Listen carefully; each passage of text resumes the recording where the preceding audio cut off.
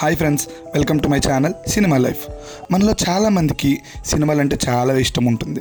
ఇండస్ట్రీలో ఏం జరుగుతుంది, ప్రతి ఫ్రైడే ఏ సినిమా రిలీజ్ అవుతుంది, ఆ రిలీజ్ అయిన సినిమా ఎలా ఉంది, బాగుందా బాగాలేదా, హిట్ అయిందా లేక ఫ్లాప్ అయిందా, హిట్ అయితే ఎంత కలెక్ట్ చేసింది, ఫ్లాప్ అయితే ఎంత లాస్ వచ్చింది అని తెలుసుకోవాలని ఉంటుంది. అలాగే ఈ ఇండస్ట్రీలో ఏ హీరో నెంబర్ 1 ప్లేస్లో ఉన్నాడు, లేదా మా వాడే నెంబర్ 1 ప్లేస్లో ఉన్నాడా, లేదు ఎదుటి హీరో నెంబర్ 1 ప్లేస్లో ఉన్నాడా, లేదా పవన్ కళ్యాణ్ షూటింగ్ ఎక్కడ జరుగుతుంది, మహేష్ బాబు రాజమౌళి సినిమా ఎప్పుడు రిలీజ్ అవుతుంది, ప్రభాస్ నెక్స్ట్ మూవీ కూడా 1000 కోట్లు కలెక్ట్ చేస్తుందా అని మనకు తెలుసుకోవాలనిపిస్తుంది. ఇలా ఎవరికైతే అనిపిస్తుందో వాళ్ళ కోసమే ఈ ఛానల్.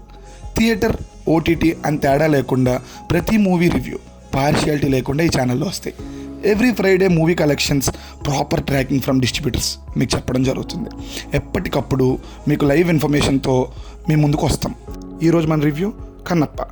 3 hours 15 minutes రన్ టైంతో ఎన్నో ఎక్స్పెక్టేషన్స్ మధ్య మంచు విష్ణు గారు ఎంతో కష్టపడి తీసిన కన్నప్ప మూవీ ఈరోజు థియేటర్స్లో రిలీజ్ అయింది. మరి ఈ సినిమా హిట్టా లేక ఫట్టా రివ్యూలోకి వెళ్ళి తెలుసుకుందాం. స్టోరీలోకి వెళ్తే మనందరికీ తెలిసిన కథే, మనం ఇంతకుముందు చూసిన కథే. కన్నడ కంఠీరవ రాజ్ కుమార్ గారు 1954లో తీసిన కన్నప్ప, రెబల్ స్టార్ కృష్ణరాజు గారు 1974లో తీసిన భక్త కన్నప్ప స్టోరీనే మళ్ళీ మంచు విష్ణు గారు ఈ జనరేషన్కి తగ్గట్టు మోడర్నైజ్ చేసి చెప్పాలని ట్రై చేశారు. ఈ ప్రయత్నంలో మంచు విష్ణు గారు సెకండ్ హాఫ్ బాగా వర్కౌట్ అయ్యి ఫస్ట్ హాఫ్లో బాగా దెబ్బ కొట్టిందనే చెప్పాలి. ఇక పర్ఫార్మెన్స్ విషయానికి వస్తే తిన్నడుగా విష్ణు గారు జీవించేశారు. ముఖ్యంగా లాస్ట్ అరగంట భక్తుడిగా మారాక మనల్ని కూడా ఆ ట్రాన్స్లోకి తీసుకెళ్ళిపోతారు. ఒక రకంగా ఈ క్యారెక్టర్ చేయాలని అనుకోవడానికి చాలా గట్స్ కావాలి.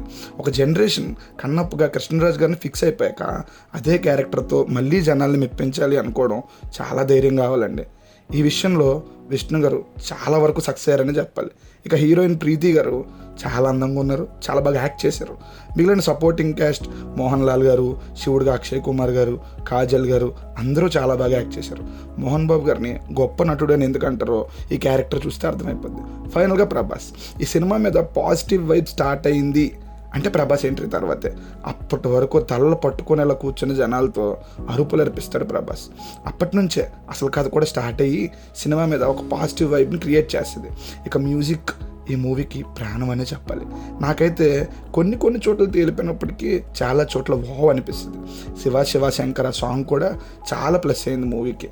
ఇక మైనస్ల గురించి మాట్లాడుకోవాలంటే మొత్తం ఫస్ట్ హాఫ్ అండి, అస్సలు చూడలేకపోయాను. నేనే కాదు, థియేటర్లో చాలామంది ఫస్ట్ హాఫ్లో సాంగ్స్ వస్తున్నప్పుడు బయటకు వెళ్ళిపోయారు.